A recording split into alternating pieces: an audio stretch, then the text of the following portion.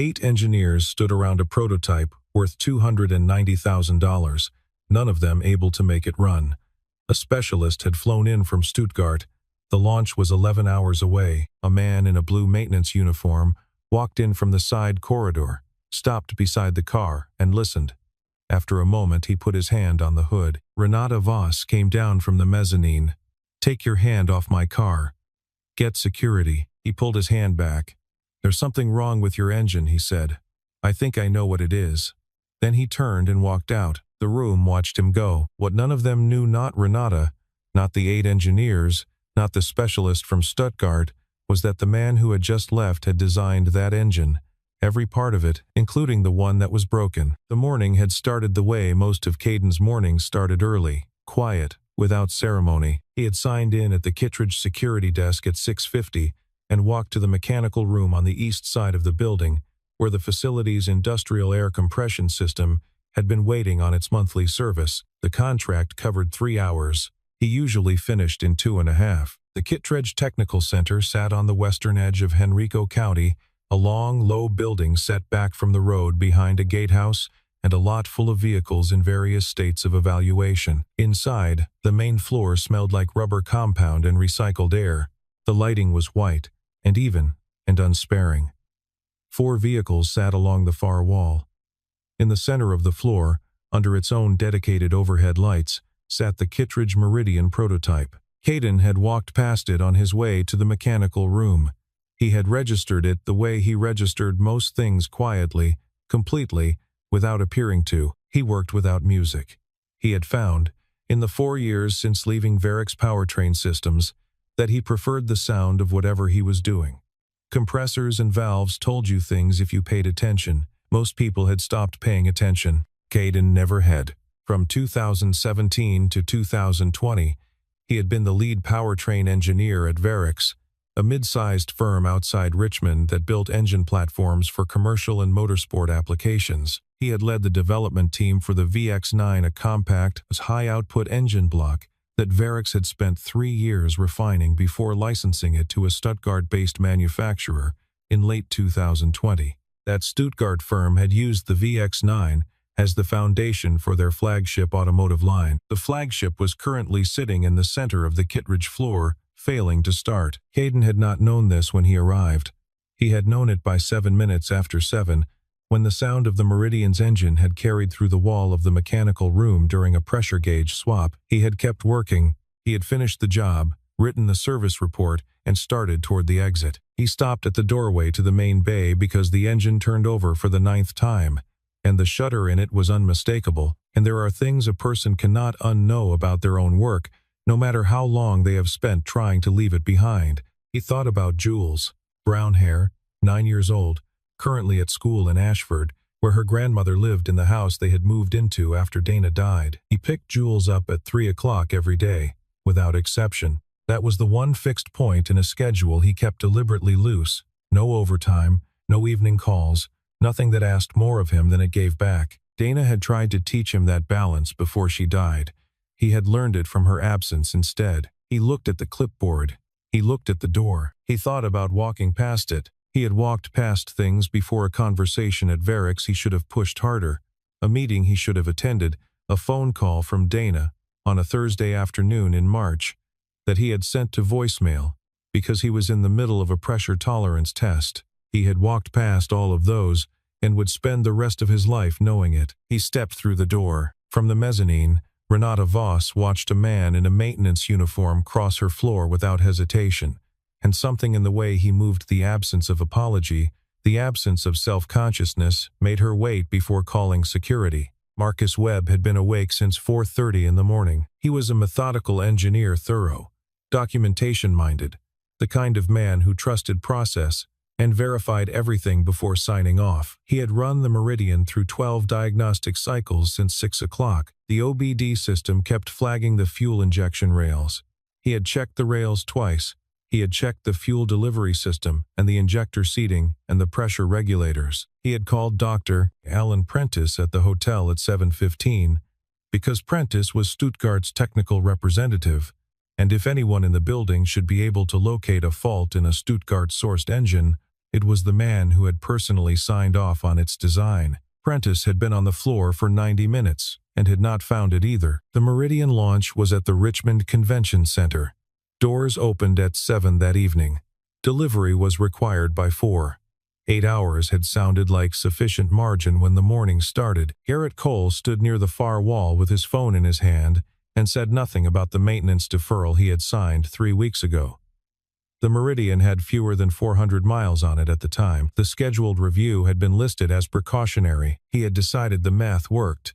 He was now watching 8 engineers fail to start the car and quietly revising that assessment and keeping the revision entirely to himself. The deferral had felt clean when he signed it. A judgment call, documented, defensible. Launch timelines were real constraints. Precautionary reviews on low-mileage prototypes were routinely deferred across the industry. He had made the same call a dozen times over the years, and nothing had come of it. He had also, 4 years ago, received an email from a Varix engineer flagging a specific fault tendency in the VX9's secondary oil circuit. He had read the email and made a different judgment. He had not thought about that email again until approximately 40 minutes ago. When Marcus Webb first described the Meridian symptoms, Caden set his clipboard on the nearest workbench. Timing chain tensioner, he said. Secondary oil circuit. Pressure's dropping in the auxiliary line. It's not showing on OBD because the sensor sits in the primary circuit, not the secondary. The bay went quiet in the particular way rooms go quiet when something unexpected has been said. A junior technician near the back made a sound that was almost a laugh and then thought better of it. Garrett Cole looked up from his phone. "You're the maintenance contractor. You're not authorized in this section." He reached for his radio. Renata came down from the mezzanine. She crossed the floor at a measured pace and looked at Caden, the uniform, the work boots, the clipboard on the bench behind him, and made the rapid, practiced evaluation she had been making of people her entire professional life. "Escort him out," she said. Dr. Alan Prentice stood up. "Wait." He said it once, quietly. It was enough. Every person in the room waited. Prentice looked across the car at Caden. "You said secondary oil circuit, not primary." "That's right. Service bulletin. SBDT 4471. "I know that bulletin," Caden said. "I knew about the fault before you wrote it." Prentice turned to Renata. His voice was precise and without theater. "Varix powertrain systems. The VX9 engine platform." A pause. "The block in this car." Renata looked from Prentice to the man in the maintenance uniform, and the map she had been using updated itself. It was visible, briefly, in the stillness of her face. "You designed this engine?" "I designed the part that's broken." He glanced at his watch. When he looked back at her, there was no performance in it. "I pick up my daughter at 3 o'clock. Do you want me to fix this, or not?" Renata said yes before Garrett Cole could say anything at all. He opened his mouth. She turned her head 10 degrees in his direction, and he closed it. Marcus Webb pulled the tool cart without being asked. He positioned it beside the car, stepped back to give Caden room, and then stayed close. He did not stay close to supervise. He stayed because he was an engineer who had spent 90 minutes not finding something, and he needed to understand exactly where he had not found it. Caden set his work gloves on the bench. He walked around the front of the Meridian, past the main access points that the entire team had already worked through, and crouched down on the right side of the engine bay next to the alternator bracket. Marcus Webb watched his hands. Caden's hands moved without hesitation. Not fast, not showy, just certain. The certainty of a person who had been to this exact location in their mind many times before, and was now simply confirming what they already knew. Webb had been an engineer for 22 years. He recognized that quality, and he recognized, with the specific discomfort of a competent professional confronting a gap in his own competence, that he had not brought it to this car today. The secondary oil circuit's tensioner assembly sat behind the bracket. It was accessible, but just outside the sightline of anyone approaching from the standard service angle, which was the approach described in Stuttgart's documentation, because Stuttgart had adopted Varix's original service documentation when they purchased the VX9 platform, and had not incorporated the amendment that Varix had proposed. Add the auxiliary tensioner to the pre-delivery inspection sequence. Stuttgart had received that proposal. It had been reviewed and not acted on. The car on the floor was the result. Caden lay down on the epoxy surface. He worked by feel past the bracket, found the tensioner housing, and removed it with a 14mm and a flathead that Webb passed to him without being asked. He held the assembly up under the overhead light. The check valve responsible for maintaining auxiliary oil pressure during cold starts was partially seized. Factory residue, common on low-mileage test units, run in repeated short cycles. He cleared the obstruction, verified the valve seat, reinstalled the assembly, and torqued it by hand. He stood up. "Start it," he said. Webb got into the driver's seat. The engine climbed. It held. The idle settled into something clean and even, and at 40 seconds, the point where every previous start had broken down, it did not break. 60 seconds. 90. 4 minutes and 21 seconds, start to finish. Webb looked at the OBD screen. No fault codes. Clean on every channel. He sat in the driver's seat without speaking. Dr. Prentice crossed the floor to where Caden was folding the rag from his back pocket. He spoke quietly, under the sound of the running engine. "Stuttgart should have listened to you in 2020. They're listening now," Caden said. He picked up his clipboard from the bench. Renata Voss stood 3 meters away with the engine running behind her. She was watching a man in a maintenance uniform pick up a piece of paper, and she was thinking about her own voice from 20 minutes ago, and the particular tone she had used, and there was nothing in her that could cross the distance between those two moments cleanly. Caden walked to the side door. It was still open the way he had found it. 30 seconds later, Garrett Cole left the room. He moved quickly, phone already out, and shouldered through the corridor door without looking back. Renata watched him go. She did not go after Garrett Cole immediately. She had learned, over a decade of running a company, that the first move after a crisis tells you more about the people in the room than everything that came before it, and she was not finished reading the room. She went to Marcus Webb and asked, in a level voice, why the auxiliary tensioner assembly was absent from their pre-delivery checklist. He explained the checklist derived from Stuttgart's service documentation, and the component was not listed. She asked to see the documentation. He showed her. She asked for the full VX9 acquisition correspondence, not the board summary, but the complete email record. Webb didn't have it. That file lived with Garrett. She found Garrett in the back conference room. He had had enough time to prepare something, which was always the condition under which he was most dangerous. He led with liability. A non-credentialed contractor had performed unsanctioned work on proprietary hardware. The legal exposure was material. He had been acting to protect the company's interests. He delivered it with the measured concern he had always been good at projecting. Renata let him finish. Then she asked about the maintenance deferral, a pause that told her what she needed to know before he spoke. He said it was a judgment call. Low-mileage vehicle, fixed timeline, precautionary review. Who else did you consult before signing it? He said the decision had been made at the operational level. I want the full acquisition file on my desk by 9 tomorrow.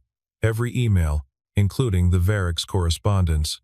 She stood, not a summary. That evening, the Meridian launch went exactly as planned. The car rolled into the Richmond Convention Center under its own power, which was the only thing that had ever mattered. Renata stood beside it and shook hands and answered questions and smiled at cameras, because this was also her job and she had always been capable of it. Underneath all of it, she kept seeing the tool cart being moved, the engine settling.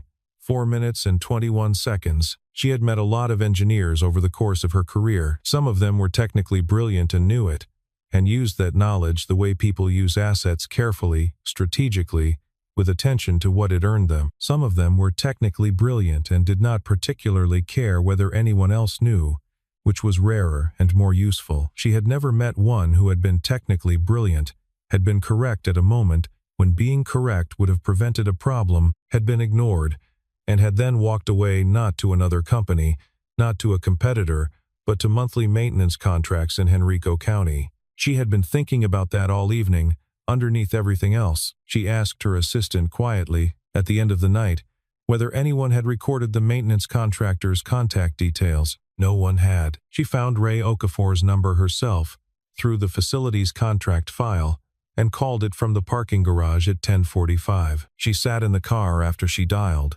watching the elevator door across the structure. The Meridian launch had been a success by every external measure. The room had applauded. The journalists had photographed. The car had moved under its own power and held its idle, and done everything a flagship was supposed to do at its public debut. The coverage would be good. The orders would follow. She was thinking about a man in a maintenance uniform who had picked up a clipboard and walked out through a side door, and about the particular quality of the silence in the room after he left 8 engineers and 1 CEO, all of them standing in the wake of 4 minutes and 21 seconds. None of them saying anything out loud about what it meant. She had been in the business long enough to know that most people who were right about something wanted you to know they were right. They wanted acknowledgement, credit, the record corrected. Caden Merritt had folded a rag, picked up a piece of paper, and walked out to go get his daughter from school. She did not know what to do with that yet. Ray Okafor picked up on the second ring, which told her he had been expecting the call. He confirmed the name and the contract.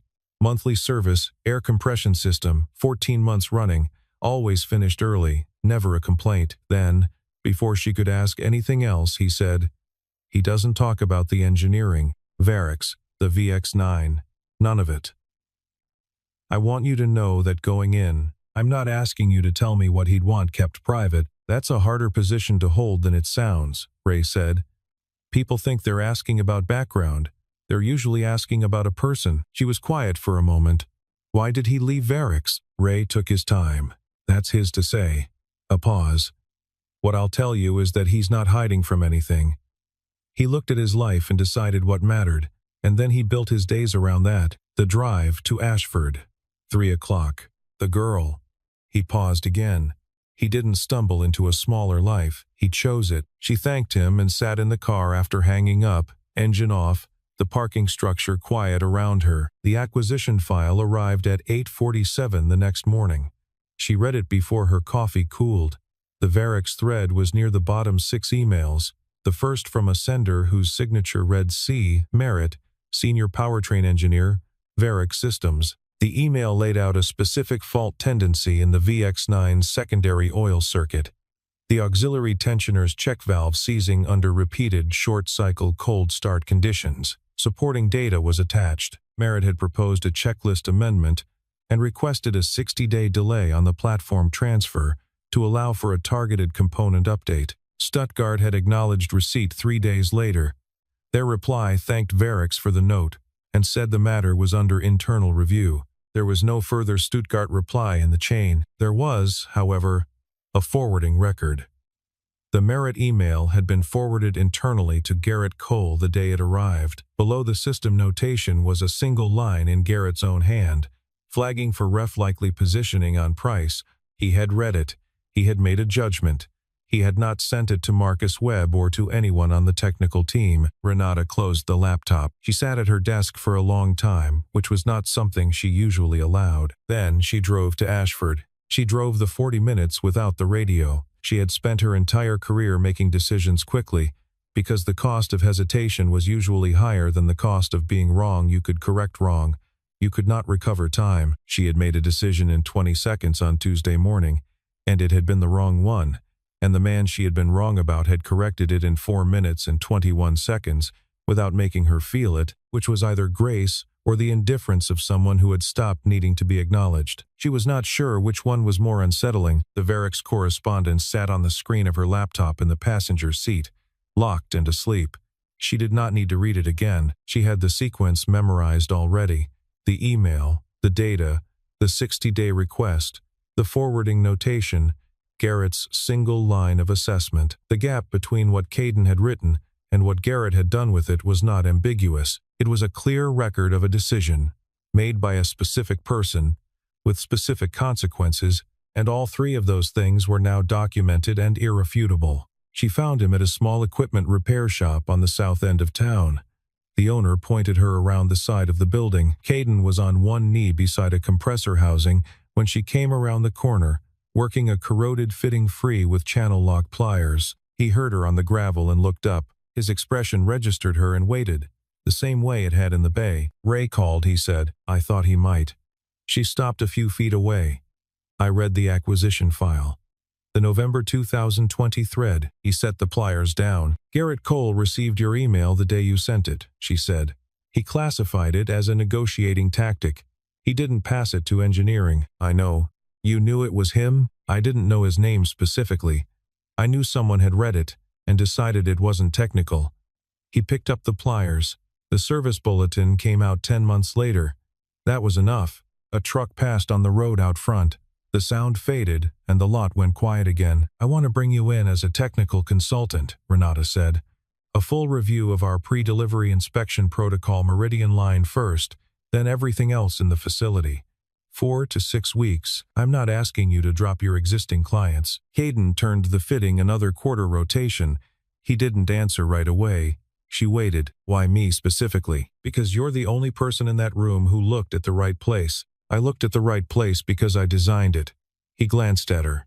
"You also told a guard to remove me before you knew any of that." "I know." He held her gaze for a moment. She gave him the acknowledgement without dressing it up. Footsteps on gravel, quick and light, coming from the street side of the building. Jules came around the corner still wearing her backpack, ponytail half loose the way it always was by afternoon. She stopped when she saw Renata, looked at her father, recalibrated. "Is this the car lady?" "It is," Caden said. Jules turned to Renata with the direct, undisguised attention of someone who had not yet learned to look sideways at people. "Is the car working okay now?" "It is," Renata said. "Your dad fixed it." Jules considered this as though reviewing a report. "He's good at that," she said, walked past both of them, and went into the shop. Something crossed Caden's face while he watched her go. It was there and gone. He looked back at Renata. "I'll think about it," he said. Renata nodded. She turned toward the street side of the lot. She was almost to her car when he said, "The email." She stopped and looked back. It wasn't only about the tensioner. He was still beside the compressor housing, pliers in hand. "I'd been trying to get that amendment into the pre-delivery checklist for 8 months before Stuttgart came into the picture. Nobody at Varix thought it was urgent enough to prioritize. When Stuttgart bought the platform and I sent the email, I already knew the odds." He paused. "I left because I'd spent 3 years building something I was proud of, and when it mattered most, no one in the chain wanted to hear it. And then Dana died." He looked at the housing in front of him. "After that, I just didn't have enough left to keep trying to make people listen." Renata stood on the gravel. There was nothing she could say that would be proportionate to that, so she said nothing. The street was quiet. A dog was barking somewhere down the block. After a moment, she said, "Monday. The documentation. I'll call you," he said. She drove back to Richmond with the radio still off. She passed the exit for Henrico County at 65 miles an hour and thought about 4 years of 3 o'clock pickups and monthly maintenance contracts, and thought about what it would take to build a life around a single fixed point and mean it not as a phase, not as recovery, but as the actual shape of the life you intended. She did not have an answer for that.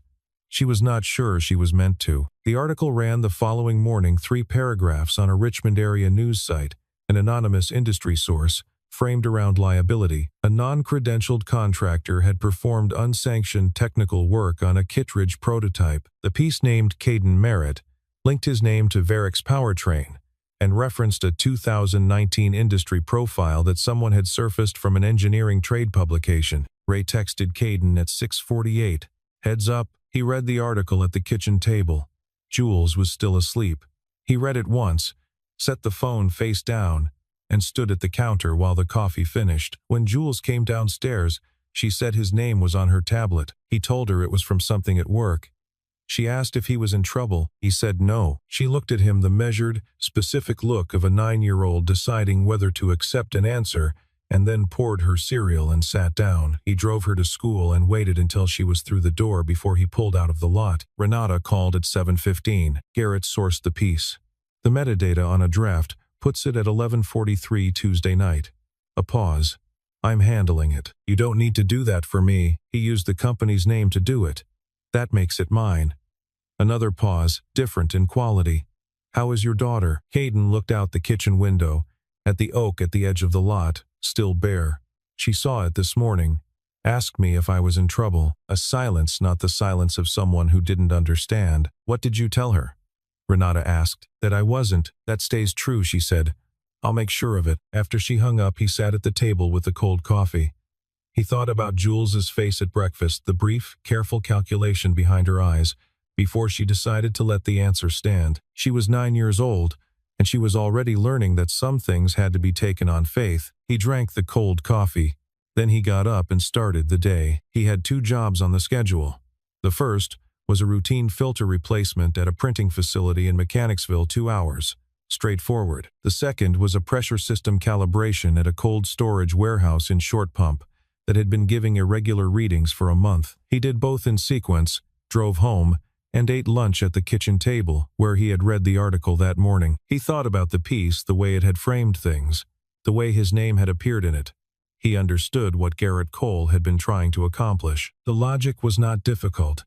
Create a liability narrative, recast Caden as the risk, give Renata a reason to stop asking questions about the deferral. It was the move of a man who understood that offense was sometimes the only viable defense. What Garrett had miscalculated was that the story required Renata to believe Caden was a threat, and Renata Voss had stood in a room and watched Caden fix in 4 minutes something her team had not been able to locate in 2 hours. The story could not survive that fact, and a version of Renata that Garrett's calculation depended on one who would prioritize liability cover over what she had seen with her own eyes was not the person Caden had met on Tuesday morning. He did not know her well enough to be certain of this, but he had watched her face when the engine held its idle, and he had watched what she did not say in the seconds after, and he thought he had a reasonable read. He washed his lunch dishes and called the Short Pump client back about a follow-up visit. The board meeting was not on the calendar. Renata sent the notification at 8 the previous night. All 7 members were seated by 9 in the morning, because when Renata Voss called an emergency session, the members of the Kittredge board did not find conflicts. She presented the acquisition file in sequence, without editorializing. The Varex correspondence. The November 2020 email and its attached technical data. The proposed checklist amendment. The 60-day delay request. Garrett Cole's forwarding notation on the same day. The email arrived, times flagging for ref likely positioning on price times with the read receipt confirming he had opened it. The maintenance deferral he had signed 3 weeks before the launch, unilaterally, without notifying engineering or filing a risk assessment. She put the numbers on the screen. Projected cost exposure for a post-launch recall on the Meridian line if the fault had not been found before delivery. The room knew how to read numbers. Garrett said the press contact had been a reaction, not a strategy, and he understood how it appeared. He said the email assessment had been a judgment call made under commercial pressure. He said the deferral was standard operational practice. He was not wrong that it had been standard, in the sense that the industry norm for precautionary reviews on low-mileage prototypes was genuinely inconsistent. He was not wrong that the Varex email had arrived during a period of active commercial negotiation, and that distinguishing technical concern from negotiating tactic was a real skill that not everyone in a procurement role possessed. He made these points clearly and without panic, because Garrett Cole had always been good under pressure, which was a large part of why he had the job he was now at risk of losing. None of it changed the sequence of events on the screen. Renata said, "What I'm asking the board to consider is whether the person responsible for these decisions should continue in this role while a full review is conducted." The vote took 11 minutes. Garrett Cole left his badge on the table. He walked out without speaking to anyone, and no one in the room watched him go with anything that resembled surprise. Marcus Webb came to Renata's office an hour later.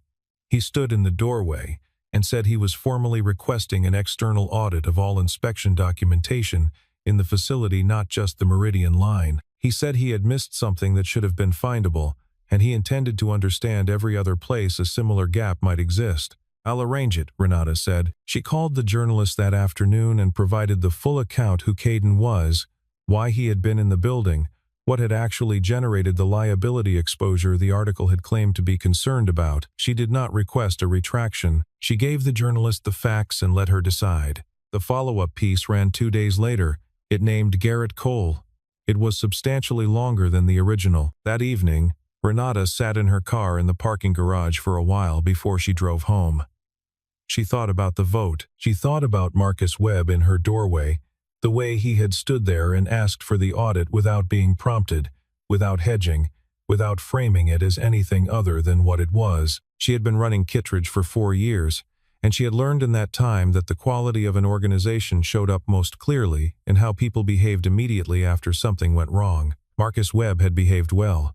She would remember that. She thought about the kitchen table in Ashford, and a 9-year-old girl deciding to take her father's word on faith, and she thought about the fact that some people had to take things on faith because they had not been given enough information to make any other choice, and she thought about who had been responsible for that. Her phone lit up. Unknown number. Jules wants to know if she can see the Meridian engine. Says she has questions. See? She read it twice. She looked at the parking garage ceiling for a moment. Then she typed, Saturday morning. I'll arrange access. She started the car and drove home. The Saturday visit was logged as a facilities tour. 1 minor, 1 adult guardian, escorted access. Official enough to be on record, informal enough to require only Renata's sign-off. She was waiting in the lobby. When they came through the glass doors, Jules arrived first, backpack on, wearing a jacket with a small embroidered patch on the left sleeve, a B, neatly stitched, that Renata would learn later Dana had sewn on the year Jules started 2nd grade. Caden came in behind her with his hands in his jacket pockets, and for a moment the three of them stood in the lobby, and the space settled around them without any of them deciding how. Jules looked around the lobby with the attentive, unhurried survey of someone taking in a new environment they intend to understand. She clocked the security desk, the elevator bank, the glass wall that looked out onto the main floor. She did not appear nervous. She appeared interested, which were not the same thing and were not equally common in 9-year-olds standing in the headquarters lobby of a company they had never visited. Renata had arranged for the floor to be quieter than usual. 2 of the standard staff were out for the morning. The remaining technicians knew the visit was happening and had been characteristically unbothered by it. Webb had told them a kid was coming to see the engine, and they had treated this as a normal occurrence, which Renata appreciated. Marcus Webb had agreed to lead the tour without hesitation. He had printed a schematic and brought it rolled under his arm. Jules moved around the Meridian the way her father had moved around it on Tuesday, with direction, not hesitation. She asked about the cooling system. Webb answered. She asked about compression ratio. He answered. She asked about the secondary oil circuit, and Webb glanced at Caden across the car hood. Caden gave a small shrug. It meant, go ahead. Webb told her all of it. The auxiliary tensioner, the check valve, the cold start pressure behavior, the reason the diagnostic system had missed it. He explained it without stripping the detail away, because after the first 3 minutes it was clear that Jules did not need things made simpler. When he finished, Jules looked at her father. You knew all that just from hearing it? I knew what to listen for, Caden said, because you built it, because I knew where the problem was likely to be. That's the same thing, Jules said, with the definitive quality of someone who has just resolved something, and went back to examining the engine. Renata had moved to stand beside Caden at some point during the explanation. She had done it without deciding to the way positions shift during a long conversation. When no one is tracking the map, she was close enough to speak without raising her voice. She's going to be an engineer, Renata said. She'll be whatever she decides. He watched Jules hold the schematic up against the actual hardware, comparing. But probably yeah. A pause. The bay was quiet around Webb's patient answers to Jules's follow-up questions. The consulting work, Caden said. I've been thinking about it, and I want to see the full inspection documentation before I start. Everything your team uses, and everything from Stuttgart. He paused. If there's more in there that got missed, I want to find it before it leaves the building. I'll have it ready Monday, and I keep my existing contracts. I told you you would. He looked at her.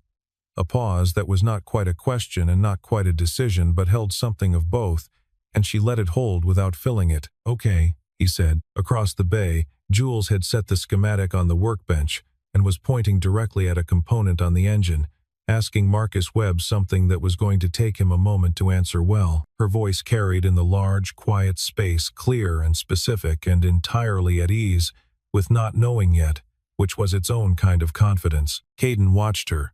He didn't say anything. Renata watched him, and thought about a doorway and a voice that had said escort him out, and thought about an engine holding its idle for the first time in a week, and thought about a girl at a kitchen table deciding that her father's word was enough. She had spent years knowing exactly which questions to ask. She just hadn't known, until now, which room to ask them in.